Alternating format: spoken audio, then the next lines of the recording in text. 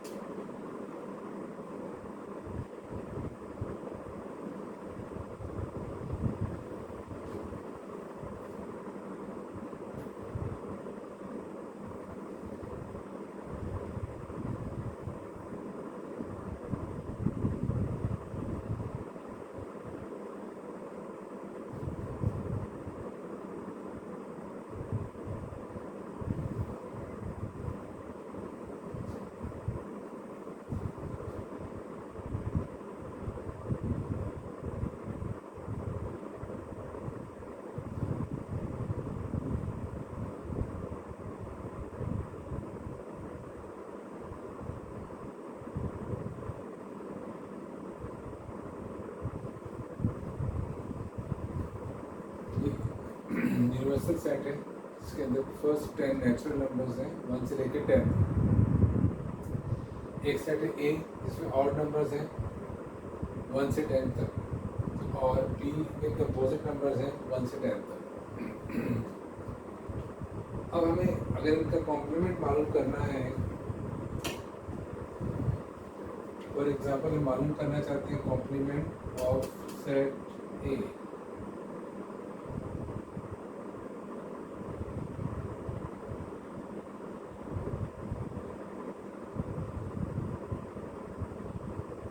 इसको शो कैसे करते हैं, इसका निशान क्या होगा? याद रखिए कि सेट ए का नाम लिखा जाएगा और इसके ऊपर जहाँ एक्सपोनेंट या पावर लगाई जाती है वहाँ एक छोटी सी लकीर लगा दी जाएगी।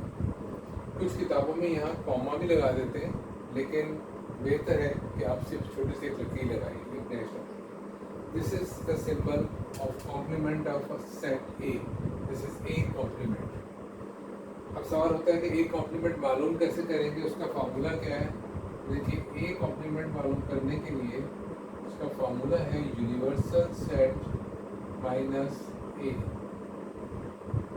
जिस सेट का भी कॉम्प्लीमेंट मालूम करना हो उसको यूनिवर्सल सेट में से सब्ट्रैक्ट कर दें।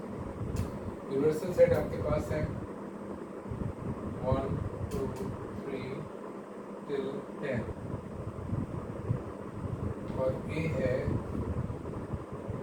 1 3 5 7 and 9। ये नेचुरल नंबर्स हैं 1 से लेकर 10 तक, और ये इवन नंबर ऑड नंबर्स हैं 1 3 5 7 9। जब इनमें से यूनिवर्सल सेट में से इन मेंबर्स को निकाल देंगे तो जो बाकी बचेंगे वो मेंबर्स होंगे ए कॉम्प्लीमेंट के। वो क्या होंगे? 1 इसमें से निकल जाएगा, 2 रह जाएगा, 3 निकल जाएगा, 5 निकल जाएगा, 7 और 9 निकल जाएगा। जो मेंबर्स बचेंगे वो होंगे even numbers 2 4 6 8 and 10। This is the complement A. What are the members of A complement? A complement क्या मालूम हुआ हमें? 2 4 6 8 and 10। ए हमारे पास है, ए के मेंबर्स हैं 1 3 5 7 9, लेकिन ए कॉम्प्लीमेंट के मेंबर है 2 4 6 8 10। कॉम्प्लीमेंट का वर्ड तभी इस्तेमाल किया जाएगा जब आपके पास यूनिवर्सल सेट मौजूद है। अगर यूनिवर्सल सेट नहीं है तो हम कॉम्प्लीमेंट मालूम नहीं कर सकते। अगर आप लोगों से कहा जाए कि बी कॉम्प्लीमेंट कैलकुलेट करें तो आप कैसे कैलकुलेट करेंगे? इसे निकालिए, खुद कैलकुलेट कीजिए। You have to find B complement. ये आप मालूम कीजिए दिस इज योर प्रैक्टिस। इसी तरीके से जिस तरह से मैंने ए कॉम्प्लीमेंट निकाला है, इसी तरह से आप बी कॉम्प्लीमेंट कैलकुलेट कीजिए।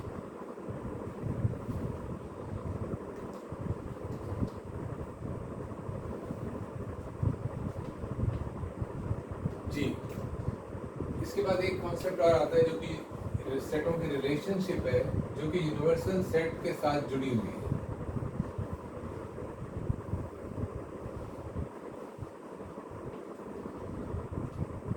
लेकिन मैं चाहूंगा पहले हम इसकी वेन डायग्राम बनाकर देखें, इसकी वेन डायग्राम कैसे बनेगी। यूनिवर्सल सेट को हमेशा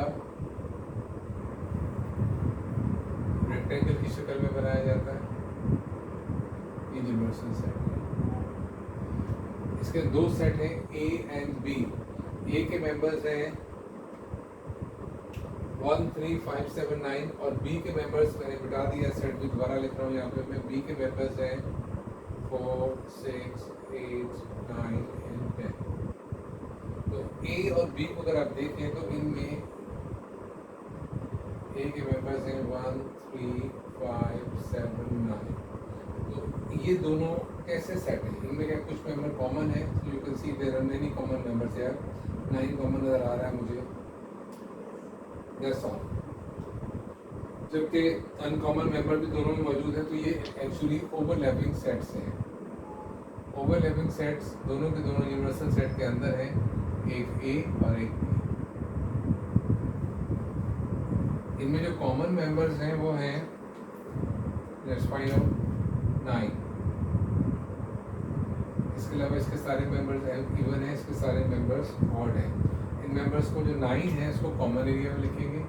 जो मेंबर्स ए में बाकी बच गए 1 3 5 7 1 3 5 7 और बी में जो बच गए 4 6 8 10 4 6 8 एंड 10। अब यूनिवर्सल सेट में क्या बाकी बच गए हैं? जो मेंबर्स इन दोनों में नहीं आए वो यूनिवर्सल सेट में होंगे। देखिए 1 2 इसमें नजर नहीं आ रहा है, लिहाजा 2 यूनिवर्सल सेट में होगा। 1 2 3 4 5 6 7 8 9 10, सिर्फ 2 एक ऐसा मेंबर है जो यूनिवर्सल सेट में आएगा। आपको मालूम करना था ए कॉम्प्लीमेंट। ए कॉम्प्लीमेंट निकालने का मतलब है कि हमें ए को यूनिवर्सल सेट में से निकाल देना था। तो याद रखें, जिस चीज़ को भी हम माइनस करते हैं उसको हम छोड़ देते हैं, उसे हम निकाल देते हैं और बाकी जो बच जाता है वो सारे का सारा हमारा आंसर होता है। तो हम इसमें शेड करेंगे रिमेनिंग पोर्शन में। तो याद रखेंगे कि ए में हमारा शेड नहीं आएगा, क्योंकि ए का हम कॉम्प्लीमेंट मालूम कर रहे हैं।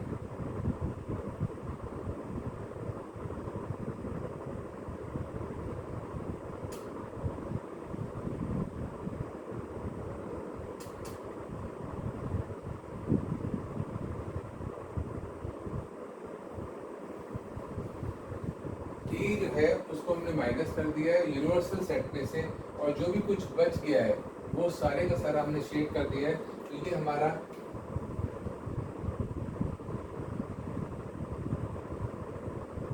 ये कॉम्प्लीमेंट को शो कर रहा है। और उसमें किस तरह का शेड किया हमने? हॉरिजॉन्टल डायगोनल रेड लाइन लगाई है। ये एक कॉम्प्लीमेंट की शेडिंग है। जब आप बी मालूम करेंगे तो उस सूरत में फिर आप क्या करेंगे, बी को छोड़ देंगे और बाकी पूरे के पूरे उसमें शेड कर देंगे। इसी पे हम बी कॉम्प्लीमेंट के लिए शेड कर सकते हैं, लेकिन वो शेड मुख्तलिफ होगा। बी कॉम्प्लीमेंट का शेड निकालने के लिए हमें बी को छोड़ना है और बाकी तमाम को शेड करना है। उसके लिए सपोज कि मैं ब्लू लाइन इस्तेमाल कर लेता हूँ। एक ही डायग्राम में वर्टिकल लाइन इस्तेमाल कर रहा हूँ, लेकिन ये लाइन बी के अंदर नहीं जाएगी।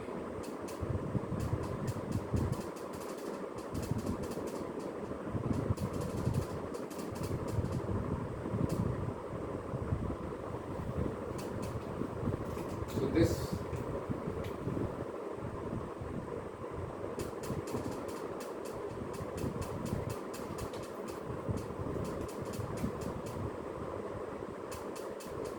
Vertical blue line shows B complement. आप देख सकते हैं कि बी ब्लू लाइन जो है वो बी के अंदर नहीं आ रही है और रेड लाइन ए के अंदर नहीं आ रही है। और ये कॉमन एरिया जिसमें कि कुछ भी नहीं आ रहा है, कोई शेड नहीं आ रहा है, ना रेड आ रहा है ना ब्लू आ रहा है। दिस इज हाउ कॉम्प्लीमेंट की वेन डायग्राम्स को शेड किया जाता है या वेन डायग्राम बनाई जाती है।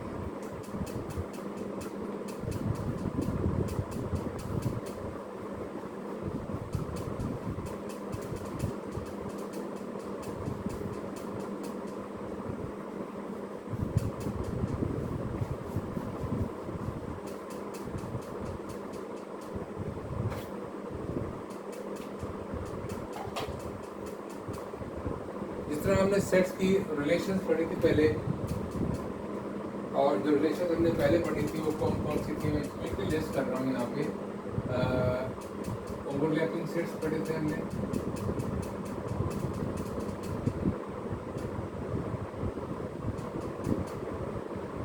डिसजॉइंट सेट्स पढ़े थे,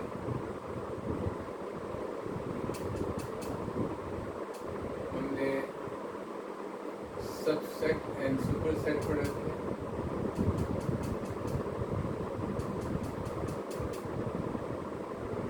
फिर हमने इक्वल सेट्स भी पढ़े थे। आज हम दो नई रिलेशन सीखने जा रहे हैं, लेकिन ये रिलेशंस जो हैं उसके अंदर यूनिवर्सल सेट इन्वॉल्व है, इसलिए हमने उनको पहले नहीं पढ़ा था। इनमें यूनिवर्सल सेट का कोई ताल्लुक नहीं है, ये दो सेट्स के आपस के ताल्लुकात हैं। आज जो हम पढ़ने जा रहे हैं वो यूनिवर्सल सेट के साथ ही ताल्लुक शो करते हैं। अब देखिए, this is the fifth type of relationship. इन्हें एक कौन कहते हैं? Exhaustive sets. दो सेट्स एग्जॉस्टिव सेट्स होंगे अगर यूनिवर्सल सेट के अंदर दोनों सेट मौजूद हैं, और अगर इनका यूनियन किया जाए तो पूरे का पूरे यूनिवर्सल सेट बन जाए। अब इस बात को समझने के लिए यहाँ पे वेन डायग्राम बना रहा हूँ। पहले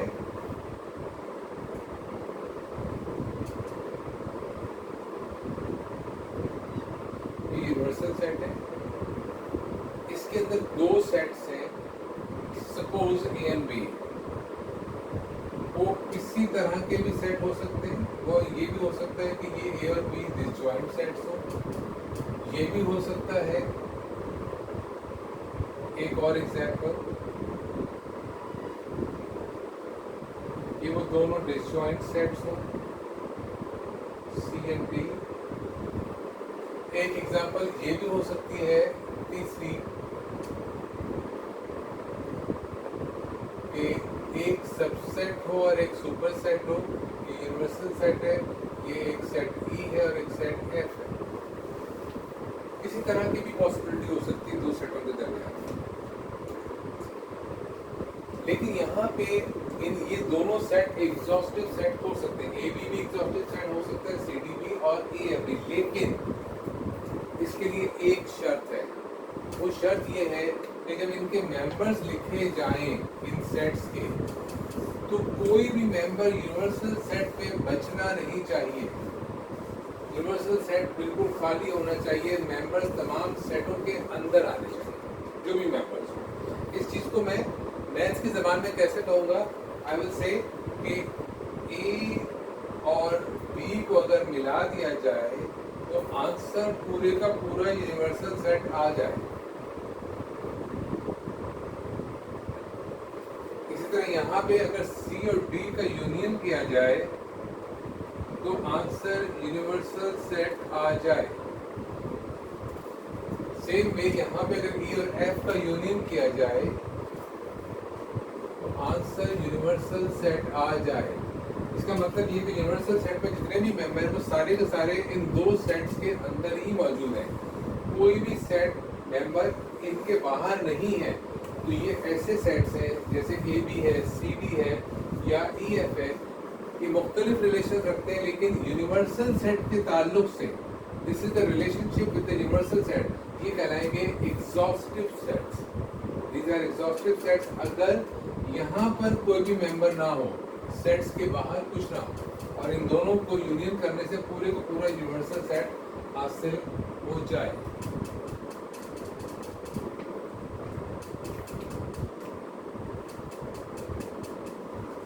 एक रिलेशनशिप और है सेट्स की जो कि यूनिवर्सल सेट के साथ रिलेटेड है, उसको हम जल्दी से देख लेते हैं। That is the sixth type of relationship.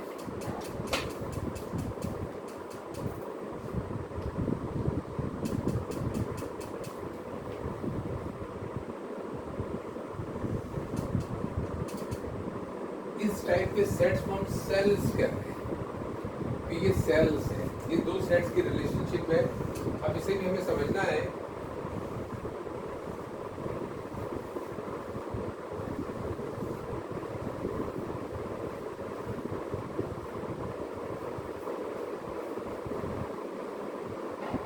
ये एक्चुअली एग्जॉस्टिव सेट्स की ही एक किस्म है और इसकी मिसाल यही है हमारे साथ।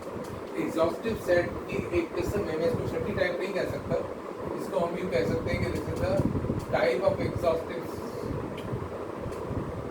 पार्ट 1 कहते हैं। एग्जॉस्टिव सेट्स, ये दोनों एग्जॉस्टिव सेट्स हैं कि इनको अगर हम मिलाते हैं, यूनियन करते हैं, तो आंसर यूनिवर्सल सेट आ जाता है।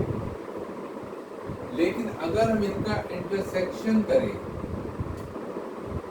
तो इनमें कोई भी कॉमन मेंबर ना हो, जो कि हमारे पास ओवरलैपिंग सेट में भी कोई ना कोई कॉमन मेंबर होता है और सबसेट सुपरसेट सेट में भी होते हैं, तो फिर इसका आंसर आएगा एम्प्टी सेट।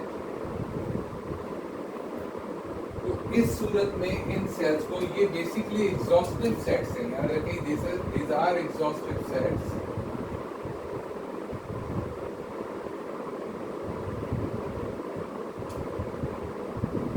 लेकिन ये एग्जॉस्टिव सेट जरा स्पेशल टाइप के हैं, इनको हम कहते हैं सेल्स। क्यों कहते हैं? क्योंकि इनको दोनों सेट्स को यूनियन करने से तो यूनिवर्सल सेट आ रहा है, लेकिन जब इनका इंटरसेक्शन करेंगे तो इसमें कोई मेंबर नहीं आएगा, that will be empty set. तो ये एग्जॉस्टिव सेट की एक और रिलेशनशिप है, एक और possibility, that is sales. That's all for today's lesson. We'll do this exercise in the next session. Thank you very much.